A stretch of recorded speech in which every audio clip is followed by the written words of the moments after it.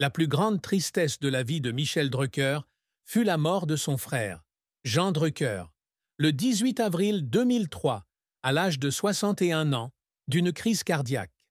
Jean, l'aîné des trois frères Drucker, était non seulement un parent, mais aussi un collègue et une grande inspiration dans la carrière de Michel.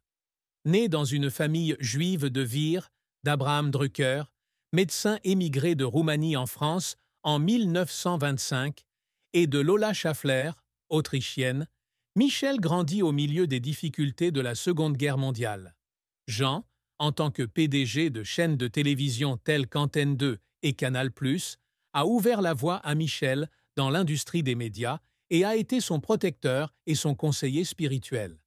Dans le livre « Qu'est-ce que c'est et qu'est-ce qui est juste pour moi ?» 2007, Michel écrit « Jean était mon phare. Quand il est parti, j'ai eu l'impression d'avoir perdu une partie de mon cœur et de ma direction. Cette perte fut particulièrement douloureuse car Jean est décédé subitement, au sommet de sa carrière, l'une des figures les plus puissantes de la télévision française. Selon Le Figaro, Michel aurait annulé certaines séances de tournage de Vivement Dimanche pour passer du temps avec sa famille et organiser les funérailles de son frère à Paris. Dans une interview accordée à France 2 en 2004, il confiait « J'ai pleuré, non pas parce que Jean était parti, mais parce que je n'ai pas eu le temps de lui dire combien je l'aimais et combien je le remerciais. J'étais triste parce que je pensais qu'il ne savait pas combien il comptait pour moi. » Cette tristesse s'est encore aggravée lorsque Michel a dû faire face à la pression de poursuivre sa carrière sans les conseils de Jean, qui avait été l'esprit stratégique derrière nombre de ses succès. Cette tristesse fut renforcée par les épreuves de l'enfance de Michel. Ayant grandi dans une famille touchée par la guerre, avec son père emprisonné par le régime de Vichy et sa mère presque arrêtée par la Gestapo alors qu'elle était enceinte de lui, Michel a toujours eu le sens des responsabilités pour réussir et rendre ses parents fiers. Dans « Mais qu'est-ce qu'on va faire de toi ?» il raconte que son père, Abraham, lui reprochait souvent de ne pas être aussi bon aux études que Jean ou Jacques, son frère cadet, médecin. « J'étais triste parce que j'avais l'impression d'être une déception pour mon père », a-t-il écrit. La perte de Jean, combinée aux pressions des responsabilités familiales et professionnelles, devint la plus grande tristesse de la vie de Michel, le faisant verser des larmes à de nombreuses reprises dans des moments privés, dans sa maison à Paris ou sa villa en Provence. La carrière de Michel Drucker est un voyage de plus de 6 décennies, du jeune reporter sportif à l'ORTF à une icône de la télévision nationale. Avec plus de 80 émissions de télévision, des dizaines d'émissions de radio et une carrière de producteur, Michel a connu un grand succès, mais a également dû faire face à sa juste part d'échecs et de luttes qui l'ont fait pleurer. Michel Drucker débute sa carrière en 1964 à l'ORTF, où il travaille comme journaliste et commentateur sportif. Selon Wikipédia, il a rapidement attiré l'attention pour sa voix grave et sa capacité à improviser lorsqu'il commentait les grands matchs de football, un travail qu'il a continué jusqu'en 1986.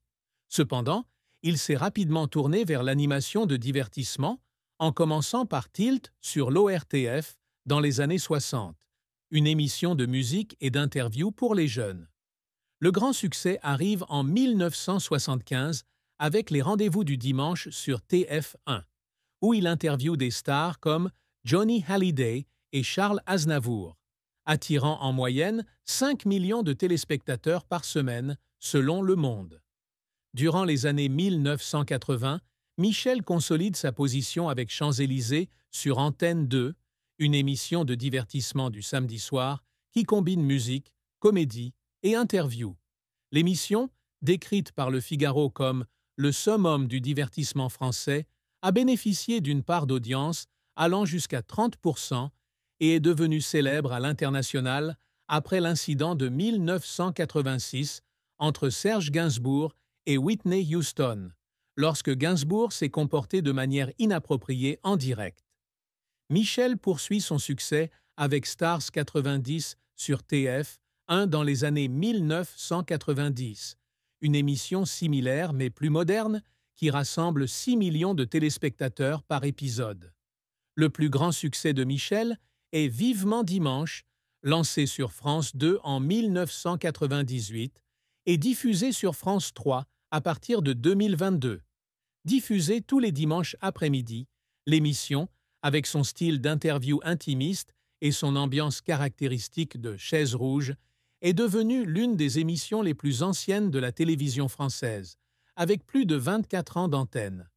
Selon Pure People, Vivement dimanche attire en moyenne 2 millions de téléspectateurs par semaine et accueille des stars comme Alain Delon, Catherine Deneuve et Zinedine Zidane.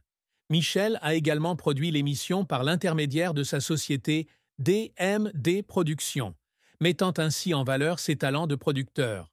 En dehors de la télévision, Michel a connu le succès à la radio en animant des émissions sur Europe 1, RTL et plus récemment Nostalgie.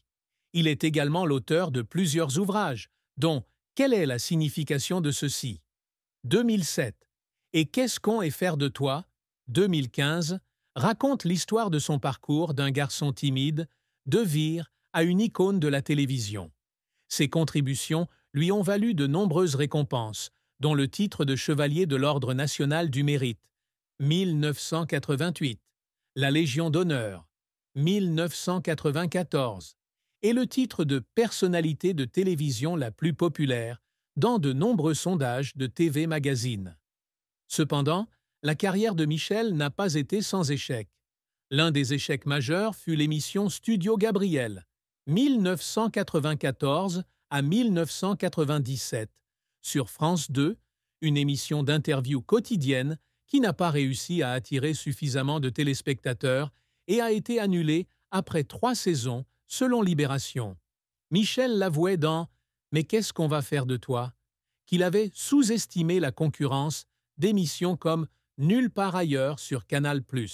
Cet échec l'inquiète pour son avenir sur France 2, d'autant plus qu'il a la cinquantaine et que l'industrie télévisuelle commence à privilégier les visages plus jeunes. Un autre échec fut l'émission Tapis rouge, 2000 à 2001, sur France 2, une émission de divertissement du samedi soir destinée à concurrencer le plus grand cabaret du monde de Patrick Sébastien. Cependant, l'émission a été critiquée pour son manque de créativité et son incapacité à atteindre les audiences escomptées, ce qui a conduit à son annulation, selon Le Monde. Dans une interview accordée à France Inter en 2002, Michel déclarait « J'étais triste que Tapis rouge n'ait pas eu de succès. J'y ai mis tout mon cœur, mais parfois, le public veut autre chose. » Michel a également fait face à une controverse concernant son style d'accueil trop poli. Certains critiques, comme le souligne Télérama, lui ont trouvé un manque de vivacité ou d'audace dans ses interviews avec les stars, ce qui a conduit certaines de ses émissions à être considérées comme ennuyeuses par rapport à des rivaux comme Thierry Ardisson. Bien qu'il ne considère pas cela comme un échec personnel, Michel a confié lors du gala 2010 « Je suis triste d'être mal compris. Je veux respecter mes invités, mais tout le monde n'en voit pas l'intérêt. » Une fin triste dans la vie de Michel Drucker fut la mort de son père, Abraham Drucker, en 1980, à l'âge de 79 ans. Abraham, médecin dévoué, avait enduré de grandes épreuves lorsqu'il avait émigré de Roumanie en France et avait été interné au camp de Drancy pendant la Seconde Guerre mondiale. C'est un père strict qui a de grandes attentes envers ses enfants, en particulier Jean et Jacques, mais qui critique fréquemment Michel pour ses mauvais résultats scolaires. Dans « Mais qu'est-ce qu'on va faire de toi ?» Michel écrit « Mon père pensait que je n'y arriverais jamais.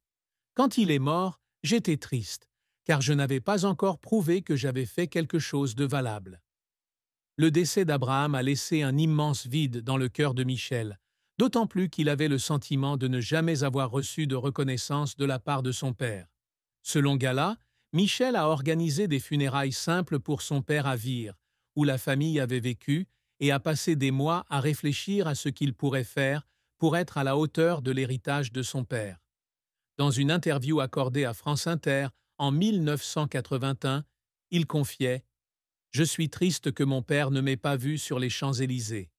Il a toujours voulu que je sois médecin ou avocat. mais j'espère qu'il sera fier de moi de là-haut. » Cette triste fin est d'autant plus évidente que Michel a dû faire face à cette perte dans le contexte de sa carrière florissante. Le succès des rendez-vous du dimanche et la préparation des Champs-Élysées l'ont aidé à surmonter la douleur, mais il admet que le manque de reconnaissance de son père a laissé une cicatrice mentale durable. Dans « Qu'est-ce qu'on va faire de toi ?», il écrit « Je travaille sans relâche pour prouver que mon père s'est trompé à mon sujet. Mais je suis triste qu'il ne soit plus là pour le voir. » L'amour et le mariage ont été une part importante de la vie de Michel Drucker, lui apportant à la fois joie et défi. Michel a épousé Dany Saval, une célèbre actrice française des années 1950 et 1960, le 28 juillet 1973. Ils ont eu une fille adoptive, Ileng, et Michel était également le beau-père de Stéphanie Jarre, la fille de Dany, issue d'un précédent mariage avec le compositeur Maurice Jarre. Bien que sa vie de famille soit décrite comme heureuse, Michel a également dû faire face à la tristesse liée à la paternité et aux pressions de la célébrité. Michel et Dany se sont rencontrés